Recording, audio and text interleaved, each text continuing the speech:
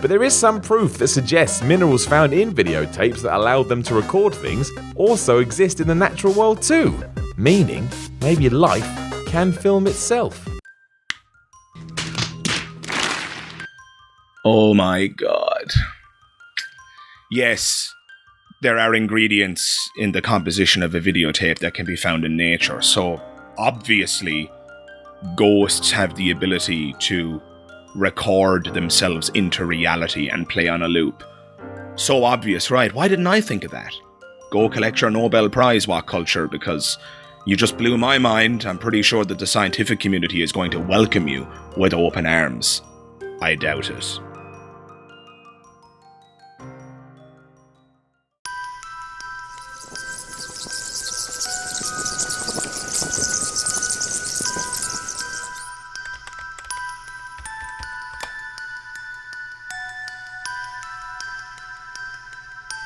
Hello everybody, you are listening to the Magic Skeptic, aka Magic Dara, and you are very welcome to another episode of A Magician's Thoughts. So guys, something that I haven't really made clear on this channel is my absolute love and adoration for film. Perhaps someday I'll give you a tour of my house, and if you'd be interested in seeing that, please do jump into the comments below and let me know. But should that tour ever happen and should it be put on the channel, what you'll find is that my house is something of a movie memorabilia den. I've got paintings and statues and action figures from all of my favorite films. And one of my favorite genres is the horror genre. Now, some of you might think that this is somewhat ironic given my attitude as a skeptic towards the paranormal and claims about the supernatural and the like, but I must admit I absolutely love horror films and paranormal films and just ghost stories, really. And that kind of brings me to the point of this video. I spend a lot of my spare time watching films, and when I'm not watching films, I spend a lot of the remaining time, aside from my philosophical endeavors, of course, I spend a lot of my remaining time watching YouTube videos about my favorite films, film analysis, and the like. And so, one of my favorite channels on YouTube is What Culture. What Culture, if you haven't heard of it, is it's just an incredible resource and entertainment center, really, for anybody who's a movie buff and anybody who fancies themselves a bit of a cinephile like I do.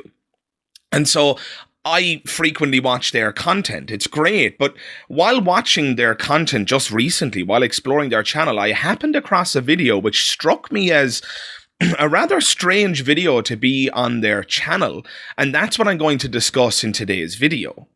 So the video was called 10 Most Compelling Pieces of Evidence That Prove Ghosts Are Real. I never in a million years would have anticipated finding such a video on What Culture's channel.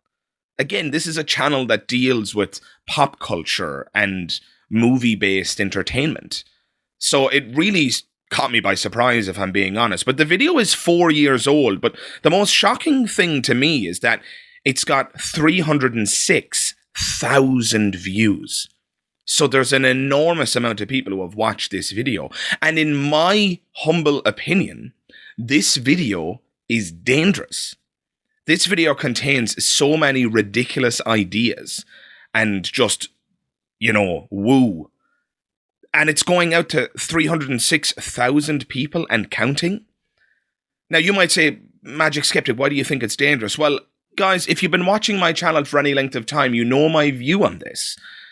Bad ideas, irrational ideas are dangerous. It might not be dangerous in and of itself, and it might not be easy to describe instantaneously where the danger resides, but believing things that are false ultimately leads to danger at one point or another. The analogy I often use is that if I believed that there was a little man on my shoulder, a little invisible man, nobody can see him except for me. Now you might say that's a harmless belief. What harm is Magic Skeptic doing believing in the little man on his shoulder? Sounds like a fair point, right?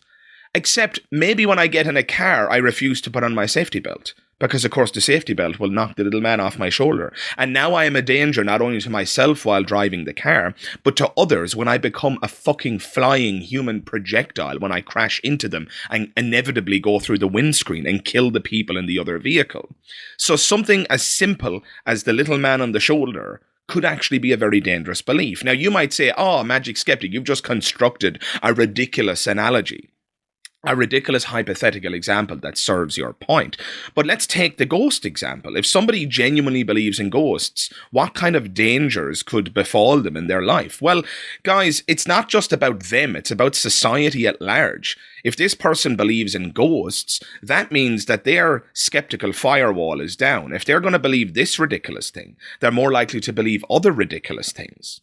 And if they believe other ridiculous things and they have a vote, which every citizen does, they are going to vote for policies that are ridiculous and potentially dangerous. You see, guys, this is where bad ideas and bad reasoning gets us to. It gets us to a very dangerous place. If somebody is more likely to believe in ghosts because of a video that What Culture puts up, that means they're more likely to believe silly things in other domains.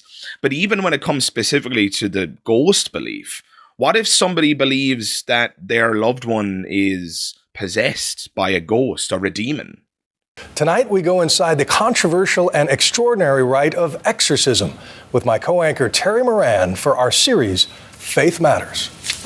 It is one of the most dramatic, profoundly moving, and profoundly controversial of all religious practices.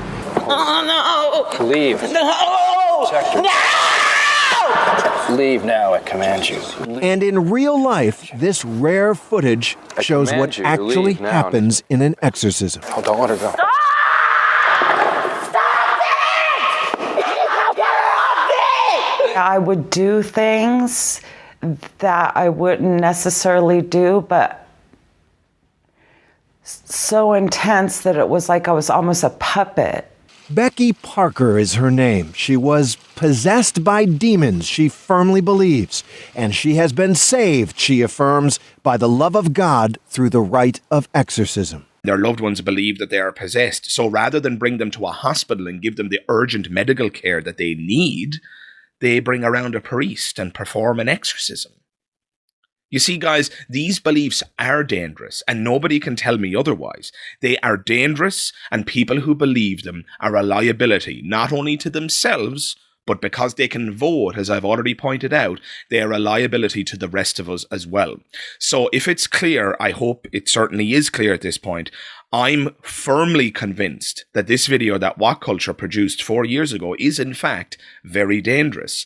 But just to make it absolutely clear why this video is so wrong-headed, I'm going to offer you a critique. So we're going to watch this video together, and I'm going to tell you where and when the fallacies occur and why I think the claims in this video are ludicrous and, above all else, as I've already stated, dangerous. So let's get into it.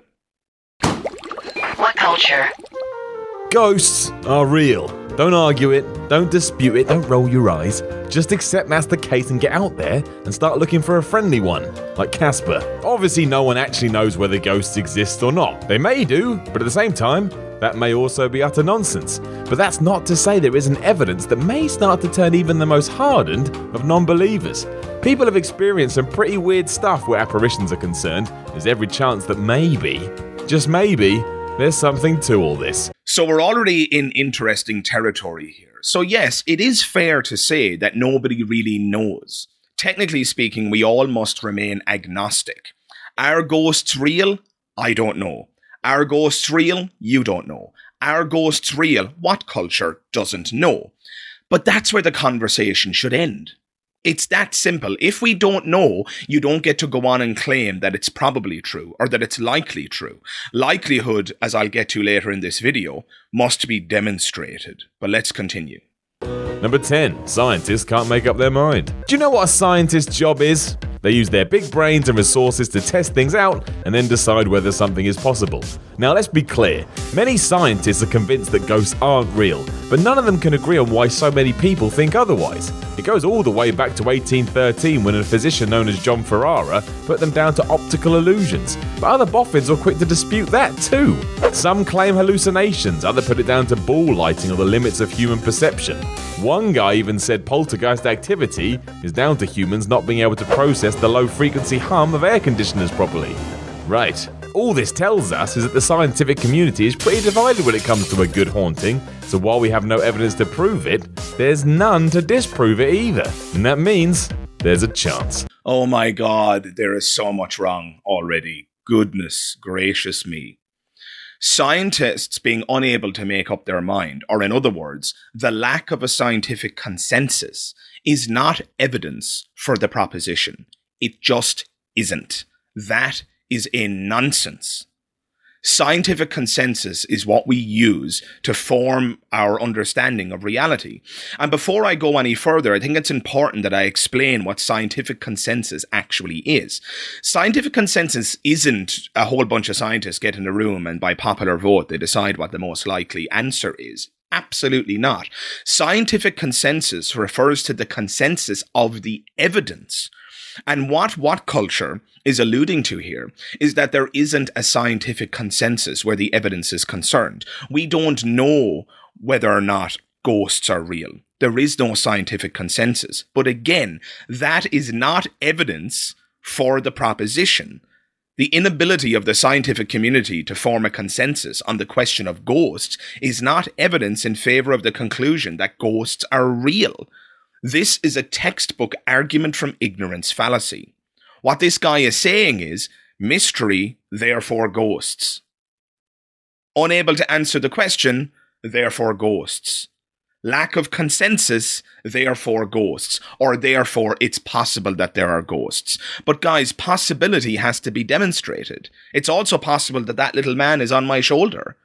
Would you accept that as a possibility? No, it's not possible. It's not true. If you accepted my claim that it's possible he's on my shoulder, then you are mistaken. Possibility must be demonstrated, and I've never demonstrated the possibility that there is an invisible little man on my shoulder. And until I demonstrate that it's even possible, you are justified outright in rejecting that claim. The default proposition on existential claims, that is, claims about the existence of things, the default proposition is rejection of that claim. If I tell you that there is an invisible little man on my shoulder and I fail to demonstrate the possibility by providing you with evidence, then you are justified in rejecting that claim. We don't have to be agnostic on everything. We don't have to sit in the middle ground. That is silly. We don't sit in the middle ground where leprechauns are concerned. We don't sit in the middle ground where unicorns are concerned. We don't sit in the middle ground where Zeus and Wotan are concerned. No, we're all quite happy to say that we don't believe in those, and the Tooth Fairy and Bigfoot and the Loch Ness Monster, etc., etc. And ghosts are no different. We don't have to sit in the middle because there's no scientific consensus. We should reject the claim that ghosts exist, precisely because those who are claiming that ghosts exist haven't demonstrated the possibility that they in fact do. Pointing out that there's no evidence to disprove it either is ridiculous. It does not make sense. What this amounts to is a reversal of the burden of proof. Remember, the default position on existential claims is non-belief. It's not, let's all sit in the middle and throw up our hands and say, I don't know. So when somebody says ghosts are real, I don't have to claim that ghosts aren't real. I'm actually justified by default in rejecting your claim until such point that you demonstrate the possibility that it's true. Being unable to disprove a claim is not evidence in favor of it. And being unable to disprove a claim does not justify sitting in the middle on every proposition. Again, we don't sit in the middle on any other ridiculous mythological proposition. So why would we do it with ghosts? Please, please, please reconsider your epistemology. It needs updating. Number 9. Some scientists are looking for them. While there is some cynicism in the scientific field when it comes to ghosts, others couldn't care less about that and are much happier to go the Peter Venkman route and try to find out if there actually is something to all this. As well as being a mainstay on reality TV, paranormal research is damn serious, with some respectable people, with badass equipment, hunting to see what's real and what isn't. That doesn't mean there aren't some proper nutbags too. There are. But the fact rational, strictly scientific folk are out there looking for evidence of ghostly activity kinda sums up how unsure the community is. And let's face it, they wouldn't keep looking if they weren't onto something, right? Yes, of course the scientific community is out there exploring and trying to figure out what's true. That's what science is. Science is a process whereby we try to determine fact from fiction. Science is the best, most reliable pathway to truth that humanity has ever produced. So yes, parapsychology is a real thing. There are paranormal researchers attempting to verify the existence of the supernatural. But you know what? To date, they have found bupkis. They have found nothing. And the very minute that they do find something, those scientists will win the Nobel Prize for Science. It will be the most extraordinary discovery of our time. No, the fact that they're looking is not evidence that they're going to find something. If I go looking for a pot of gold at the end of a rainbow, that doesn't mean that leprechauns are real. That's the end of it. Number 8. All those creepy photos. Let's not pretend there aren't a bunch of photos pertaining to ghosts that aren't, well, lies. Photoshop has made that even worse than ever, to the point even kids can do it if they want, so that's a problem. However, when we move into certain eras where a lot of creepy photos do exist, that situation changes. There simply wasn't the tools to muck around with the picture, and a lot of these from back in the day seem to show ghoulish visitors that are beyond explanation. Take the Brown Lady, which was taken at Raynham Hall in 1936. If that is a fake, good grief, is that an impressive fake? And there's plenty more besides. In one, a group of RAF pilots were joined by their mechanic in a photo, which is lovely, until you find out that guy had died 2 days prior. Even if I granted the idea that it wasn't possible, the further back you go in history, to tamper with photos, that still doesn't get us anywhere. That photograph of the supposed apparition on the stairs is a mystery. I don't know why there is a supposed apparition in the photo, but I shouldn't even call it an apparition. What that photograph is an unexplained mystery. And the fact that it's unexplained is not evidence for the supernatural. It's not evidence for ghosts. There are possible naturalistic explanations. It could have been something with the lighting. There could have been something in the lens of the camera that produced this strange pattern that happened by mere chance to look like a hominid, some kind of a human-shaped body. Again, guys, I don't know. I'm not saying that the naturalistic explanations I've offered explain what's in the photograph. I don't know what's in the photograph, but nor does What Culture or anybody else. And so because this is a mystery, we don't get to marshal it as evidence in favour of any proposition. Again, it's a mystery, and to say that this mystery justifies ghosts is just another argument from ignorance. What they're saying is, mystery, therefore ghosts. Mystery, therefore ghosts. And I'm sorry, but I can't accept that kind of reasoning. It's fallacious in the extreme. Taking the second photograph, which includes the engineer who supposedly died a couple of days previous, I'd like to quote David Hume on this. Good old Hume. What's more likely? That this guy was actually dead and in the photograph 2 days later, or that somebody screwed up? Now, those aren't Hume's words directly, but Hume would often say, what's more likely? That the natural order was suspended, or that you're under a misapprehension. In other words, guys, what's more likely? That somebody made a mistake, or that this photograph actually constitutes compelling evidence of the supernatural? Again, there are all sorts of naturalistic explanations for this guy appearing in the photograph. Maybe somebody screwed up in the records office and he didn't really die 2 days previous. Maybe he died 2 days later, or maybe the photograph date was misidentified. In addition to that, maybe this soldier is just a soldier who looks like the other one.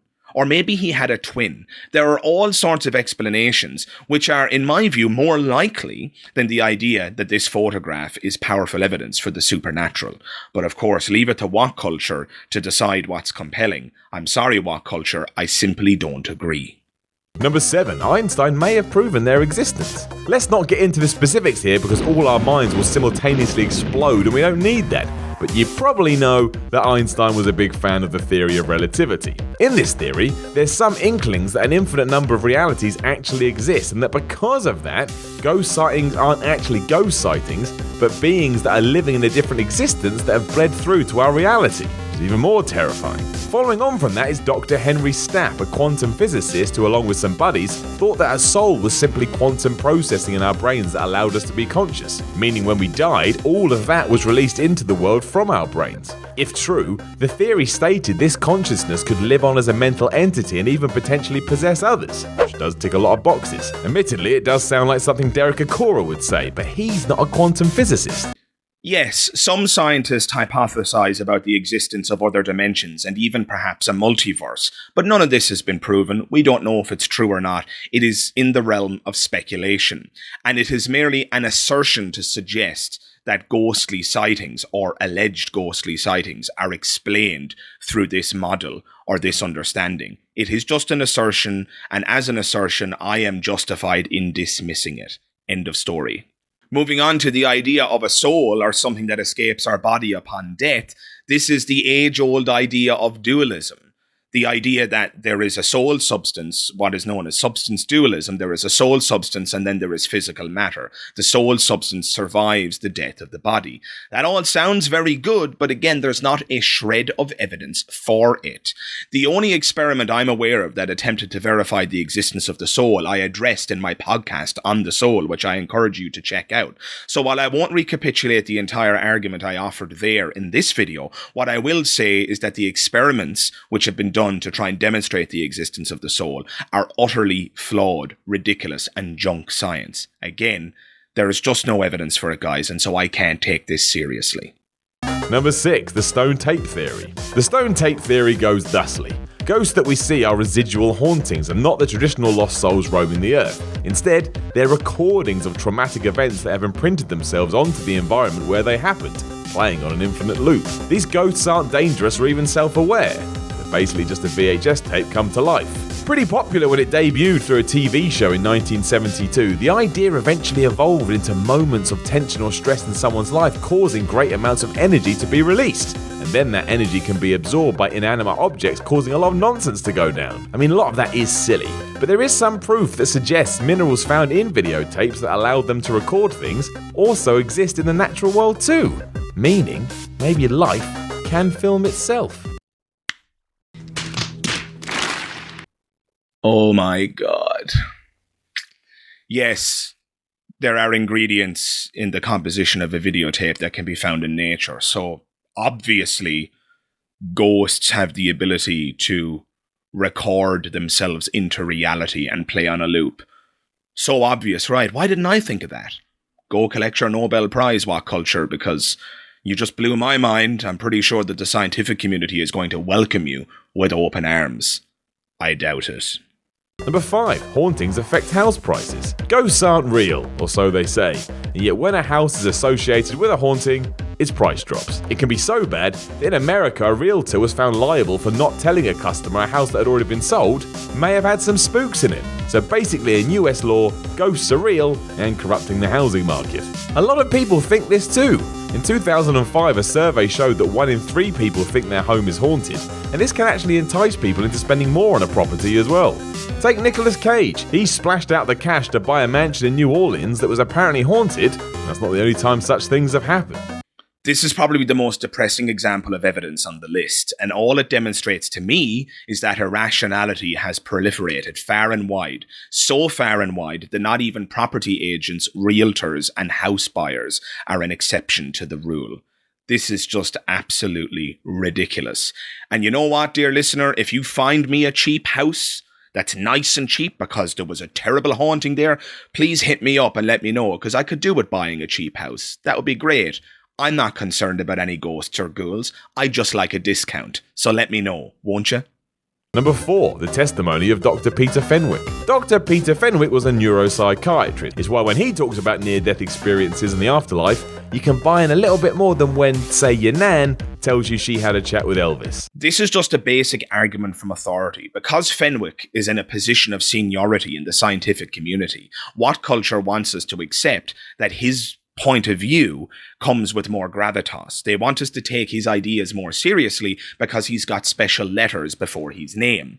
But this is a nonsense. Something is true based on the evidence, not based on the authority of the person who is articulating the idea. In science, people are taken seriously only when their ideas are supported by evidence. It doesn't matter how many letters are before their name, it doesn't matter how many degrees they have, and it doesn't matter how intelligent they are. The ideas are what matter. No scientifically minded person, no skeptical person will ever tell you that you should believe X on the basis of the authority of another individual. That, again, is ridiculous. What they will tell you, if they're a true skeptic, is that you should believe ideas based on the evidence and the evidence alone. There are no scientific authorities. That is not true. The scientific consensus is based on the consensus of the evidence, not on the consensus of individuals. So I'm sorry, but it doesn't matter what Fenwick said. What matters is what Fenwick can prove, and he can't prove what he says is true. That's it. His main argument was that the brain and the mind are two separate things, and then when you die, they each go their own way. So very much reverting back to the whole energy release we were chatting about earlier. Fenwick was also intrigued that when his patients talked about near-death experiences, they were always extremely similar, no matter what their background or self-belief system was. This led to him studying cardiac arrest, given that although the heart has stopped, and therefore the brain, individuals can still have these experiences, which suggests that consciousness and having a brain do exist independently of each other, which again means when you see a ghost, it's not a ghost and is in fact someone's consciousness, just doesn't have a home. No, there isn't any evidence that consciousness continues after the death of the brain. That is ridiculous. And your point about the heart stopping and therefore the brain is also not true. The heart may very well have stopped and brain activity may continue for some time as the brain becomes oxygen starved because blood is not flowing. And an oxygen starved brain, yes, shockingly enough, is likely to experience strange happenings.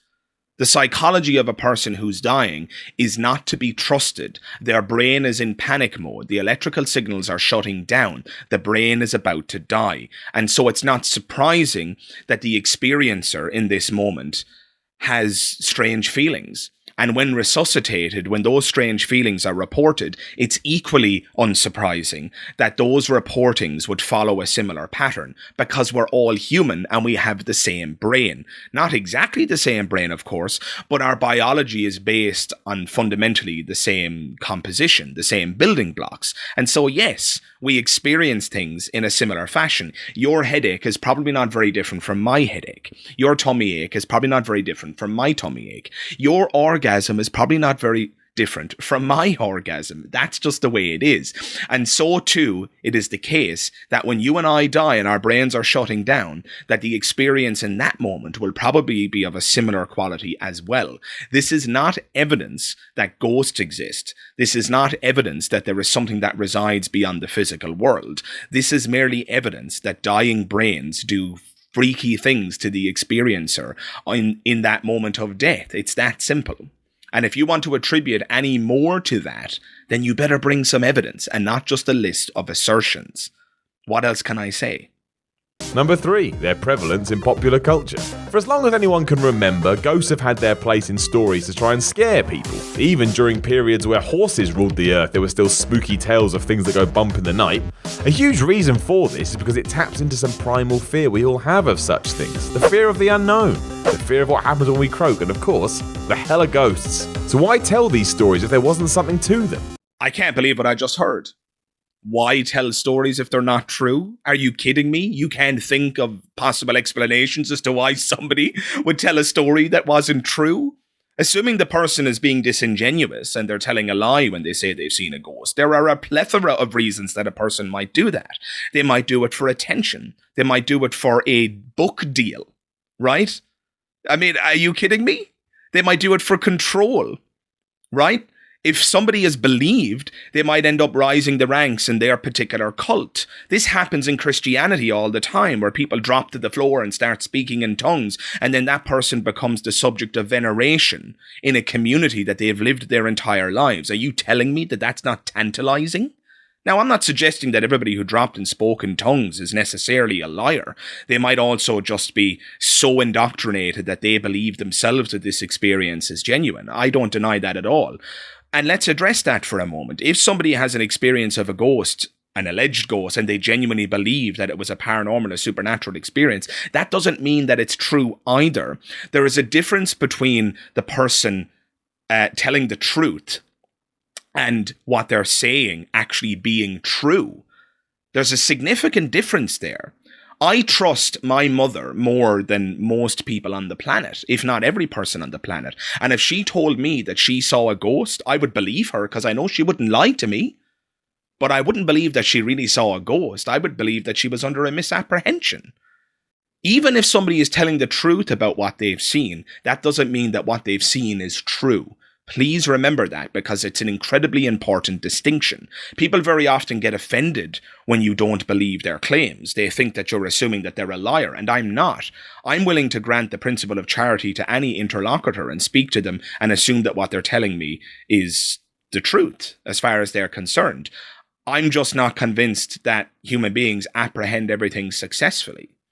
They may very well have made a mistake, and so while they're telling the truth, it might be the case that they're mistaken. And in my view, if what they're relaying to you is a story about a ghost, I think it's overwhelmingly likely that they're mistaken.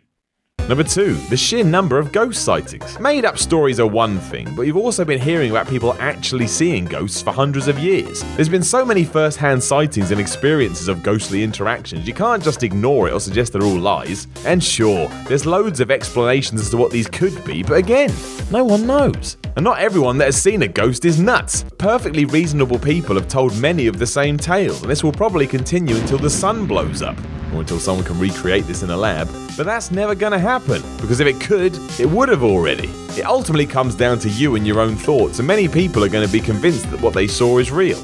No, the only options aren't that I ignore it or assume that it's all lies. That's a nonsense. As I addressed in an earlier point, the people who are relaying these sightings of the paranormal and ghosts and what have you might very well be telling the truth, but simply be mistaken. So I don't just dismiss it all as lies, albeit there are undoubtedly liars among the bunch of those who are claiming to have witnessed something supernatural. That's just the way it is, unfortunately. There are liars in every possible and conceivable domain. So no, I don't have to ignore it and or assert that they're all liars. But on the major point, the idea that there are so many sightings that this constitutes evidence of ghosts, again, this is a nonsense. It is in fact a fallacy. It's the fallacy of consensus. Truth is not decided by the number of people who believe something. The entire world, or most of it at least, at one point used to believe that the globe was flat. They were wrong. It doesn't matter how many people believe something to be true. What matters is whether or not they have evidence to demonstrate it. And unfortunately, this collection of people who have supposedly witnessed paranormal activity and seen ghosts, they don't have a shred of evidence to provide in order to support their beliefs. And so I cannot take it seriously. Number 1, how they persist through human culture. All cultures throughout history have had their own versions of ghost stories. That is kind of weird, especially because inherently ghosts have no impact on the world around them other than to freak someone out every now and then. But whether you're talking about Shakespeare, religions, poetry, or even the Ouija board, the idea of a spirit or apparition never really goes away, and it's something that everyone on Earth basically understands. And they've been around since day one, pretty much. Even society 11,000 years ago would hint at ghostly happenings, and that shows just how deep this thing runs. So surely, there's something to it all. Yes, the experience of the paranormal and the supernatural, or the alleged experience of the paranormal and supernatural, is a cultural universal. You will not find a culture or a society on Earth, contemporaneously or historically, that does not have some form of supernatural belief. Be it gods, ghosts, ghouls, goblins, or witches. These are cultural universals. But that doesn't mean that they're true. The thing that's universal could just be our irrationality. Our tendency to believe things that aren't true. When we saw lightning in the sky, we assumed it was God's anger.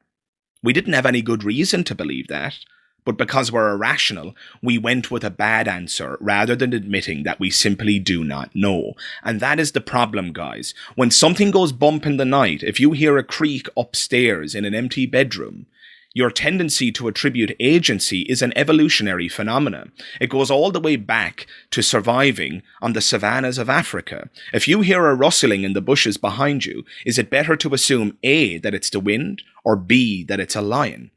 And if you understand evolutionary psychology, you'll know that it's better to assume that it's a lion, because in the event that you assume it's the wind and you're wrong, you get eaten. So yes, guys, we are psychologically primed to attribute agency and danger to sounds and things that go bump in the night. But just because we're evolutionarily primed to think that way doesn't mean we should. And the fact that we do leads us to erroneous conclusions. We hear something go bump in the night, we hear that creak in the unoccupied room, and we conclude it's haunted, it must be a ghost, I'm in danger. And I'm here to tell you that that conclusion is a nonsense. And if you're a person who believes in ghosts because of such an unexplained phenomena, remember, unexplained means unexplained. When something is unexplained, you don't get to jam in your favorite supernatural explanation. That's irrational, and I can't accept it. And neither should you. And that's the end of this video. I hope you enjoyed it, guys. How would you have answered these 10 examples of evidence? Did you like my answers? If you like my answers, jump into the comments below and let me know. If you thought I could have done a better job at one of my answers, I'm the first person who wants to know. Please offer me your critique. Other than that, guys, if you enjoyed the video, please do consider hitting the subscribe button. And don't forget to hit the like button as well. That helps me out massively. And if you are subscribing, check the bell notification icon while you're at it. That way you'll be able to stay up to date with all things on the channel, and you'll even be notified as and when my latest videos go live. So thanks again for watching this video, and I hope to see you in the next one. All the best. Bye bye.